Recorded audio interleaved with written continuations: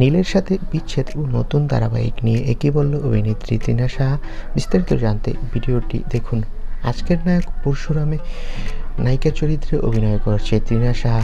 একটা জনপ্রিয় সাক্ষাৎকারে তৃণা বলেন, সত্যিই আমার কোনো কৃতিত্ব নেই এই ধারাবাহিক যে টিআরপিতে টপার স্থানে রয়েছে, সবটাই গল্প এবং ধারাবাহিকের ভাগ্য।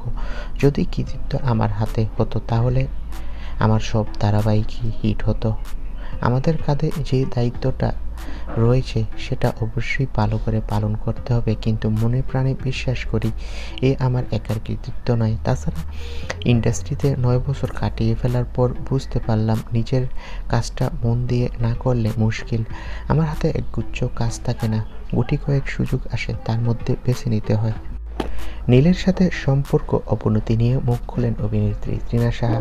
তৃণা সাহা বলেন, কে বলেছে নীলের সাথে আমার সম্পর্ক ভালো নেই? আমরা তো খুব ভালোই সময় কাটাচ্ছি। আসলে কিছু মিডিয়া গুজব রটায় আমাদের নিয়ে কিছু ভিউজ পাওয়ার জন্য। এগুলো মিডিয়ার গুজব, আমাদের সংসারে কোনো অশান্তি নেই। তো বন্ধুরা, তৃণার এই মন্তব্যের পর তোমরা কি বলবে? নীল ও তৃণা জুটিকে নিয়ে, তারা নাকি ভালো রয়েছে। তোমাদের মতামতটি এই জুটিকে নিয়ে কমেন্ট বক্সে জানিয়ে দাও, আর আমাদের চ্যানেলটি সাবস্ক্রাইব করে পাশে থাকা বেল আইকনটি বাজিয়ে রাখো। সবাইকে ধন্যবাদ।